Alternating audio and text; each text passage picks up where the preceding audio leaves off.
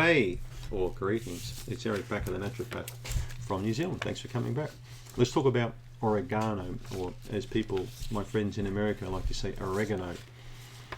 So oregano, yuck, something in my mouth, hang on.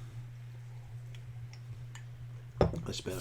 Oregano is a herb that's been around for thousands of years. It's not anything brand new. Didn't come out of a lab. It's not an FDA kind of a made or approved kind of a pharmaceutical thing, although they'd like it to be, because it's as potent as many pharmaceutical drugs. You won't hear about that kind of stuff. It's all squashed. All that information is usually suppressed. Oregano is used particularly by the Greeks. On the island of Crete, it was used quite a lot, a long time ago, basically to stop food spoilage. They didn't really know what bacteria were, but they knew that if meats were packed with oregano, but also thyme and marjoram and herbs like that, but particularly oregano, the wildcrafted one for the mountain regions high up, they found that the meat would keep a lot longer. It wouldn't spoil so much, and it also tastes quite nice. So herbs like oregano weren't really initially used to make things taste groovy. Okay, they didn't find a pizza company that came along, oh, we found this herb oregano, it's really nice on our pizzas, you know, it's made to go on pizzas. Well, it wasn't, guys. It wasn't made to go on pizzas at all. Tastes good with tomato, but it was used initially to stop food spoilage. So if we think about that carefully, they discovered that it actually killed bacteria. It stopped things from going off. There's a chemical, okay, called a phenol or phenol, a chemical. There are different types of phenols. Thymol, for example, carvacrol. Carvacrol is the phenol found in oregano. Thymol is the one found in thyme or whatever you call it, Thymus vulgaris. Now, thyme's a different type of herb altogether. I found it particularly good for coughs in the clinic, especially coughs that would not be shaken or touched by any kind of drug. If it sat in the chest for ages, I found that thyme oil really worked well on that.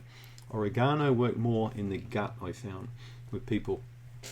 There's a really good old German herbal textbook by a guy called Dr. Weiss, W-E-I-S-S. I forget the name of it now, it's on one of those shelves.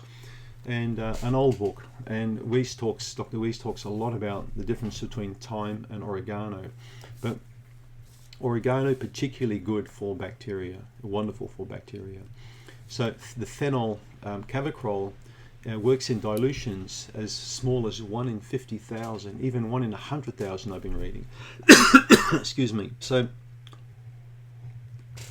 it's a super powerful antiseptic. In fact, phenols were probably the first chemicals used in surgical wards. Okay, so we know that it works, and it's super powerful.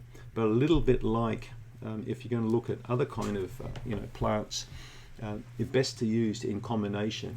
All right? Tea tree oil is best used on the skin with combination with other creams and things like that.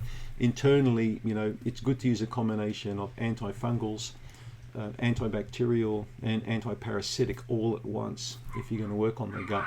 I find it a much balanced way to work on the digestive system, a superior way, because you really don't know what you're dealing with inside someone's gut. Remember, just because your doctor's told you that you've got SIBO doesn't mean to say that you ain't got any candida in the gut. We haven't got a parasite sitting in there as well that was undetected. Many tests don't even pick up the true extent of the imbalance in the gut. So when you take a formula, ensure that it's got things in it that works on yeasts, parasites and bacteria all simultaneously. It's going to save you money. It's going to get the condition sorted faster, and which is going to make your life a lot better. But give it a shot. So the question is oregano any good for SIBO? It's fantastic for SIBO, but just like berberine in a previous video I made, it should really be balanced with other herbs in a formula, so it's not going to have an overpowering effect. I hope that gives you a bit of interesting information. Thanks for tuning in.